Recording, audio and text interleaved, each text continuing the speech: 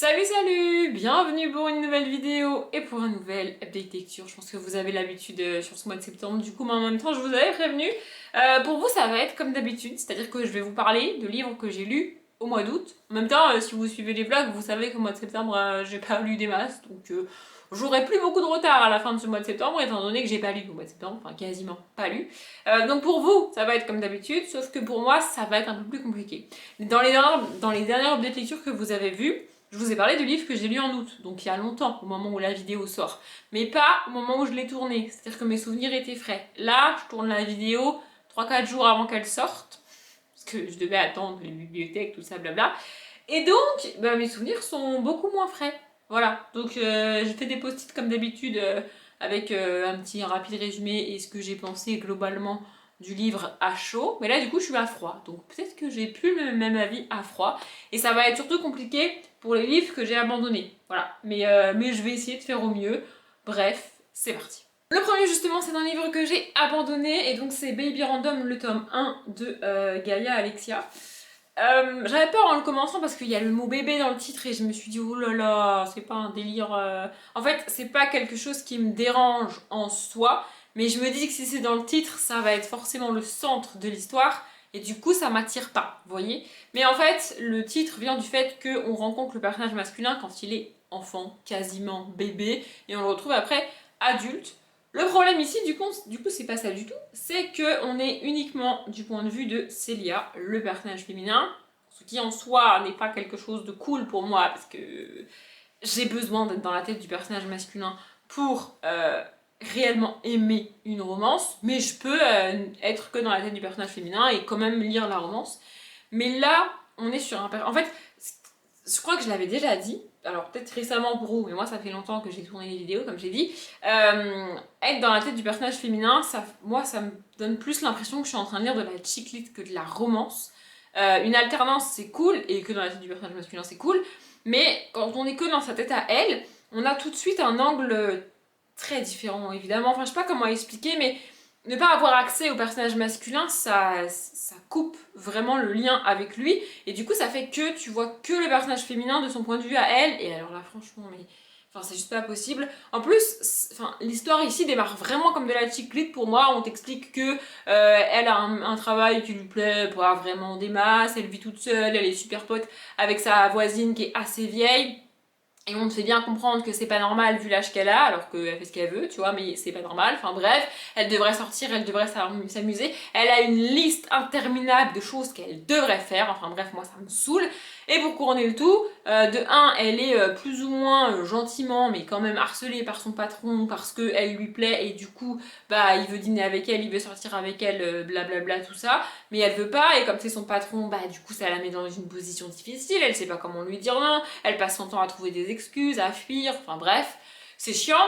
Et en fait, j'attendais, déjà avec tout ça, j'étais pas vraiment emballée par l'histoire, tu vois, et j'attendais de voir le personnage masculin, de le rencontrer, lui, adulte, du coup, pour voir ce qu'allait se passer et si ça allait le faire ou pas. Et alors la scène où on le voit lui, vraiment, il est décrit, mais enfin, j'arrive même pas à comprendre comment elle peut être attirée par lui avec la manière dont elle le décrit. Genre, vraiment. En gros, elle travaille dans un café, il me semble. Alors, mes souvenirs datent, hein, ça fait longtemps que j'ai lu et j'ai lu une trentaine de pages. Voilà, c'est ça. Du coup, elle travaille dans un café et en gros, c'est un homme d'affaires, enfin en costume et tout, qui vient tous les matins chercher son café et puis sa petite pâtisserie, un délire comme ça. Et donc, elle le sert tous les jours et apparemment, tous les jours, peu importe la queue qu'il y a à sa caisse à elle, il prend sa caisse à elle. Voilà, enfin bref.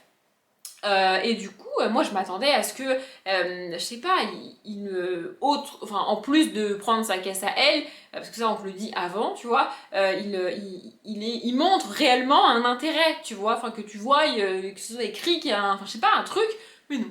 Le gars, enfin il a l'air, enfin il est décrit comme condescendant, genre il s'en bat les couilles, il dit à peine bonjour, il est pas poli, enfin je sais pas, mais moi je m'attendais pas à ça, genre vraiment, et j'ai fini par me dire, peut-être qu'il prend sa caisse à elle juste par habitude en fait. La première fois qu'il est venu, il a fait la queue à cette caisse-là. Du coup, par habitude, il fait la queue à cette caisse-là, mais ça n'a rien à voir avec elle, tu vois. Alors que c'est une romance, tu sais qu'il va y avoir un truc entre eux, tu vois. Mais vraiment, cette description du personnage masculin, pour moi, ça a été la goutte d'eau. Je me suis dit, je ne peux pas. Vraiment, je n'ai pas accès à lui. Et alors en plus, la manière dont il est décrit, comment elle peut être attirée par lui. Alors oui, il est beau, il est blablabla, tout ce que tu veux apparemment, mais enfin je sais pas, la manière dont tu te comportes, c'est au moins aussi important que à quoi tu ressembles. Enfin je sais pas, enfin, moi ça me... Bref, du coup j'ai pas. Le suivant a au contraire été une très très bonne surprise parce que j'avais un a priori très négatif sur Jennifer Ellermann-Trout. Je crois que j'avais lu, mais pas de la romance d'elle, j'avais tenté une autre saga. Je suis pas sûre que ce soit elle, du coup je veux pas dire de conneries. Ça se trouve mon a priori négatif était juste dû à une confusion d'autrice et ce serait très con. Mais bref, j'ai lu Jeu de patience, règle numéro 1, ne plus jouer en solitaire de donc Jennifer Ellermann-Trout. Du coup c'est une romance qui se passe à l'université. Franchement, j'ai beaucoup aimé. Vraiment, à tel point que j'ai déjà acheté le tome 2. Je sais pas si vous l'avez vu en book haul ou pas. Peut-être. Je sais plus. Bref, ici on rencontre Avery qui a... Il y a une histoire. Il y a un truc qui s'est passé quand elle était au lycée, a priori. En gros, on t'explique... Enfin, les seules informations que tu as sur son passé, c'est qu'il y a eu un événement traumatisant pour elle, que tout le lycée est parti du principe que c'était de sa faute, c'était une pute et une salope. Enfin, super, génial. Et... sa propre famille ne la croyait pas, sa propre famille. Et franchement, quand tu connais toute l'histoire, sa propre famille s'est comportée comme... Bref, ça me dépasse, mais bref. Et du coup, elle a décidé... Alors qu'elle est issue d'une famille quand même assez riche, avec les moyens, avec des connaissances, enfin un réseau, tu vois, elle aurait pu accéder à une grande université rien que par son réseau et un peu par ses résultats aussi, mais non, elle voulait juste se barrer loin de tout ça et s'enterrer dans un trou perdu, donc elle a choisi une toute petite université pas du tout réputée, pas du tout connue, genre moi en tant que française je savais même pas que cette université existait, tu vois, vraiment. Et donc voilà, elle débarque là-bas et tout, elle décide de juste rester seule parce qu'elle n'a pas envie. Elle a développé une espèce de phobie des gens. Et je me suis beaucoup retrouvée en elle dans la scène dans laquelle elle rencontre le personnage masculin. Je me suis tellement retrouvée en elle, c'est tellement le genre de choses que je suis capable de faire.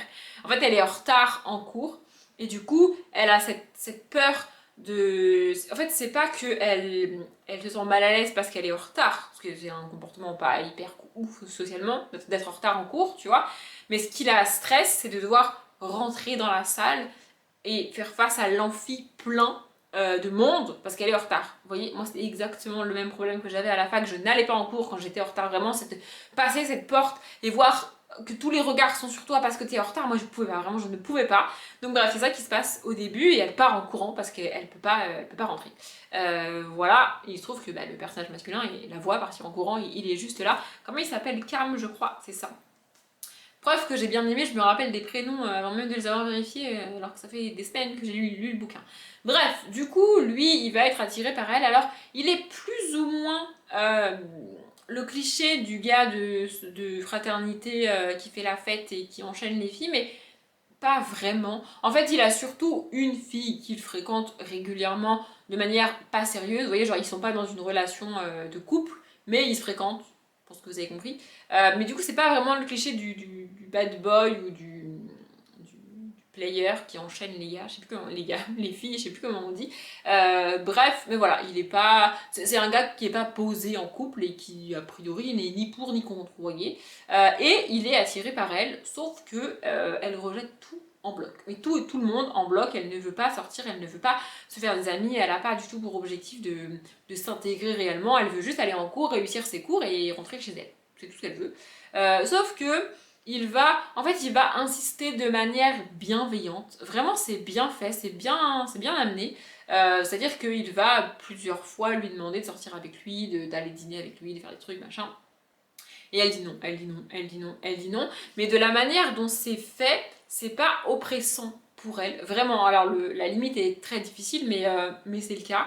Et aussi, ils vont se rapprocher par rapport aux cours qu'ils ont ensemble.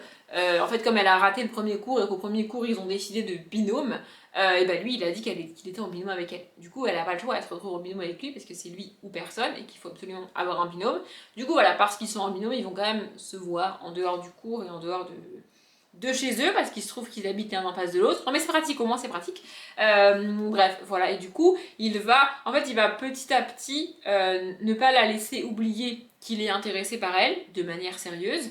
mais la laisser prendre son temps et aller à son rythme parce qu'il a bien compris qu'il y avait un secret, quelque chose dans son passé qui était traumatisant pour elle. Et franchement, quant à la révélation de ce qui s'est passé, c'est d'une violence. Genre avec ce qui... Peut-être même qu'avec ce que je vous ai dit, vous savez ce qui s'est passé. Enfin, vous croyez savoir ce qui s'est passé. Croyez-moi, vous ne savez pas ce qui s'est passé. Vraiment, cette histoire est terrible. Vraiment. Mais j'ai adoré. Et vraiment, c'est très bien écrit, très bien construit. Ça se lit, ça se lit tout seul. J'adore les romances qui se lisent toutes seules. C'est magique. Comme je l'ai dit, j'ai déjà acheté le tome 2. J'ai pas réussi à le caser dans le Pumpkin, mais je vais le lire dès que je pourrai. Ensuite, j'ai lu le Club tome 1 Flirt de Lauren Rowe. Et pareil, en fait, je m'attendais à rejeter en bloc tout ce bouquin. Pourquoi je l'ai acheté? Parce que je me suis dit pourquoi pas. En fait, le résumé, c'est un gars... comment il s'appelle? Alors, eux là, pour le coup, je me rappelle plus du tout de leur prénom. Jonah. Et elle s'appelle... Je sais plus. Lui, c'est Jonah, mais elle, c'est pas marqué dans le résumé. Peut-être que moi, je l'ai écrit. Non, je ne l'ai pas écrit.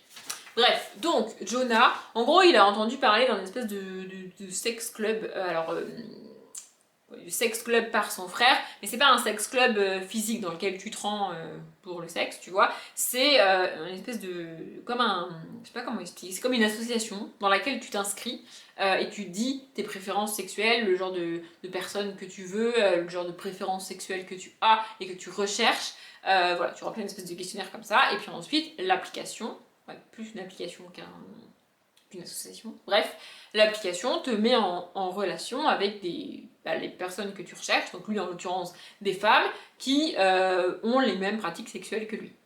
Voilà, ça t'évite de chercher par toi-même et de tomber sur des gens avec qui sont pas d'accord et qui veulent pas et tout, c'est pratique, tu vois, c'est pratique. Donc il s'inscrit là-dedans, sauf que au moment d'écrire son inscription, il y a un moment où tu es libre de raconter ce que tu veux, et lui il se dit, la personne qui va lire et qui va valider ou non mon inscription, c'est forcément une femme, donc il va s'adresser directement à elle, et donc la personne qui chargée de ton inscription est effectivement une femme, et c'est le personnage masculin, féminin, je ne sais plus comment elle s'appelle, et donc quand elle lit ça, elle n'a pas le droit normalement de répondre aux personnes qui veulent s'inscrire, mais elle le fait, elle lui répond, elle lui envoie un mail, ils vont rapidement s'échanger quelques mails, et lui du coup il va vouloir la rencontrer, savoir qui elle est, et voilà, ils vont se rencontrer. C'est... Franchement, résumé comme ça a l'air très malsain, mais c'est pas le cas. Vraiment, c'est pas le cas. Et tout le premier chapitre a été un petit peu difficile à lire pour moi, parce que le premier chapitre, du coup, c'est son inscription, donc il détaille et il écrit ce qu'il recherche sexuellement et tout. Mais même en soi, alors on pourrait s'attendre à des préférences sexuelles un petit peu, comment dire, un petit peu déviantes, enfin un petit peu pas vraiment répandues, mais c'est pas le cas. Vraiment, il a une sexualité que je dirais saine, qui est cool, tu vois. Et voilà, du coup, ils vont se rencontrer et tout. Et en fait, j'ai bouffé le bouquin en, il me semble, 24 heures. Vraiment. Une fois que je l'ai fini, je me suis dit déjà. C'est-à-dire, je l'ai commencé il y a pas longtemps, je comprends pas. Et la fin ouvre sur de nouvelles questions qui n'ont plus, enfin, qui ont à voir avec l'espèce de club, parce que c'est comme ça que ça s'appelle avec le titre. Mais d'une autre manière. Vraiment, j'ai vraiment envie de lire la suite. En plus, l'autrice a écrit aussi un spin-off avec un autre couple. Du coup, là, on est dans une saga où, sur les 3 tomes, parce qu'il me semble que c'est une trilogie, on va suivre le même couple, vraiment. Et donc, elle a écrit un spin-off avec un autre couple. Franchement, alors c'est pas la romance du siècle, vraiment pas, mais c'était vachement bien. Et c'est une des rares romances où j'aime autant le personnage masculin que le personnage féminin, même si je me rappelle plus de son prénom, je vais essayer de le retrouver parce que ça m'agace.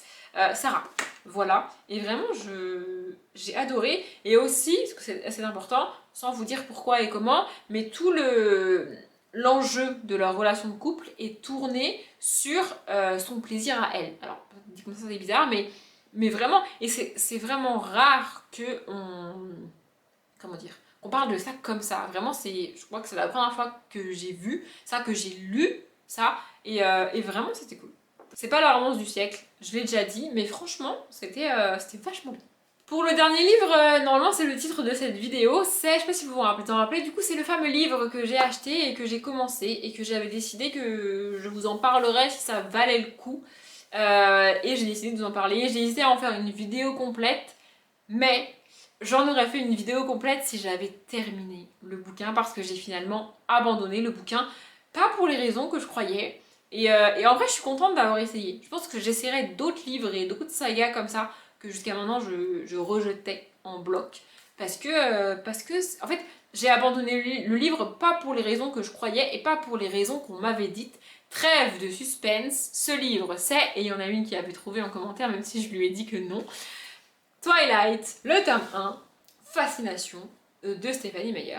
En fait, je me suis rendu compte que si j'ai pas lu Twilight quand il est sorti, c'est parce que j'étais entrée dans l'âge Audrey Rebelle, c'est-à-dire que je sais plus en quelle année il est sorti, mais pour comparer avec Harry Potter par exemple, Harry Potter est sorti quand j'étais à la fin de mon enfance, début de mon adolescence, un truc comme ça il me semble, et du coup j'étais encore dans l'âge où pour moi c'était important de faire comme tout le monde, et donc de regarder, de voir, de lire, d'être informé de tout ce que les gens aimaient et de faire ce que la globalité de la population française faisait, enfin de mon âge. Vous voyez ce que je veux dire? J'écoutais les musiques de l'époque, je regardais les séries de l'époque, les films de l'époque et je lisais les livres de l'époque. Donc pour Harry Potter, je me suis pas posé cette question et j'ai été voir les films comme tout le monde.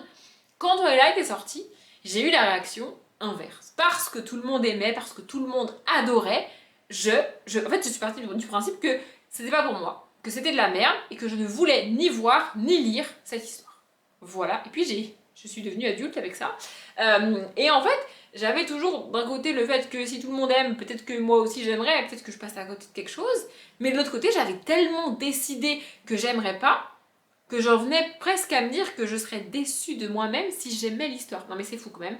Bref, du coup j'ai commencé voilà, j'ai fini par l'acheter et par le commencer. Alors je l'ai abandonné certes, mais j'ai quand même lu 285 pages.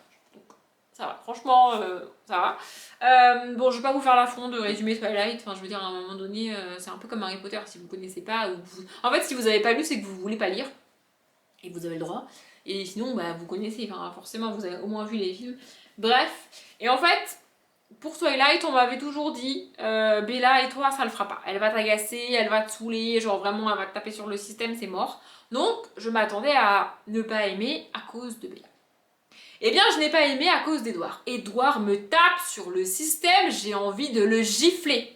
Et je trouve le comportement de Bella particulièrement, comment dire, particulièrement bien. Genre, vraiment, elle a un comportement, je la trouve pas cruche, pas nunuche, elle m'agace pas, j'ai pas envie de lui coller des baves, j'ai pas envie de la secouer, genre, vraiment, je trouve son comportement cool. Mais alors lui, j'ai envie de le buter. En plus, évidemment, dans ma tête, j'avais les têtes des acteurs, parce que même si j'ai pas vu les films, je connais leurs têtes quand même, tu vois. Et il se trouve que Robert Pattinson n'est pas un acteur que j'aime, que j'apprécie particulièrement. Pour vous donner un ordre d'idée, de loin comme ça, juste en voyant les têtes des acteurs et en voyant quelques images vite fait, j'étais Team Jacob. Sans aucune raison, hein, mais j'étais Team Jacob parce que lui, je pouvais pas. Voilà, c'est comme ça. Je suis désolée, c'est aussi l'acteur qui joue Cédric Diggory, mais vraiment, moi, je peux pas. C'est comme ça. Bref, du coup, il me tape sur le système. Genre, vraiment, cette indécision au début, moi, j'ai envie de le buter, là. On est amis, puis je te parle pas, et puis je t'évite, et puis on est amis, et puis je te parle, et puis viens, on va se balader, puis... frère, tu veux pas te décider, en fait, à un moment donné? Un jour sur deux, il lui fait la gueule, un jour sur deux, il lui parle. Oh! Tu la prends pour qui, en fait? Vraiment, ça me saoule. Et Bella est à la fois... en fait, elle comprend pas pourquoi il se comporte comme ça. Vraiment, elle se pose des questions. Elle essaie de comprendre pourquoi un coup c'est oui, un coup c'est non. Pourquoi un coup il sèche les cours, un coup il est là, un coup il parle, un coup il parle pas. Vraiment, elle comprend pas. Et moi, je suis comme elle. Je suis en mode, mais frère, décide-toi, en fait. Il me tape sur le système. Et aussi, et c'est un reproche que je fais à beaucoup de saga young adultes, mais c'est extrêmement long. Là, on est à la page 285. L'événement avec lequel on nous bassine depuis le début du bouquin et qu'on prépare depuis le début du bouquin vient seulement de commencer à se dérouler. Alors Stéphanie Meyer, t'es bien mignonne, mais à un moment donné, c'est extrêmement long quand même, genre, vraiment. Et aussi, heureusement, qu'avant de commencer, je savais l'histoire du vampire et tout ça. Ouais, c'est un petit spoil, mais enfin quand même, tu vois. Parce que ça arrive très tardivement dans le livre. Et si j'avais pas su du tout de quoi on parlait avant de commencer le bouquin, je l'aurais arrêté bien avant. Parce que c'est cette espèce de flou artistique qui dure 150 pages, voire plus. Moi, ça me tape sur le système. Genre, vraiment. Et aussi, moi, je suis sûre que c'est un vampire. Mais il y a quand même des doutes qui planent. Genre, c'est pas écrit noir sur blanc. Tu vois, elle tâtonne pour essayer de comprendre ce qui se passe. Elle lui pose des questions, mais il répond pas. Alors, ça aussi, ça me fatigue. Elle lui pose des questions, il répond jamais. Il s'en bat les couilles, mais genre vraiment, enfin il me tape sur le système, genre vraiment je ne comprends pas. Toutes les personnes team Edouard, alors avant je ne comprenais pas sans avoir lu le bouquin, mais alors aujourd'hui, je ne comprends pas comment on peut apprécier ce personnage. Alors peut-être que dans les livres suivants, il est cool et tout, et peut-être que les livres suivants sont mieux, mais c'est quand même dommage de devoir se farcir un premier tome hyper long, hyper mou, avec un personnage insupportable, pour ensuite apprécier l'histoire et le personnage. Enfin je veux dire, moi je peux pas. Donc voilà, je suis contente d'avoir essayé, vraiment, parce qu'on m'avait tellement dit que je détesterais Bella qu'en fait je suis contente que ce soit pas le cas, vous voyez.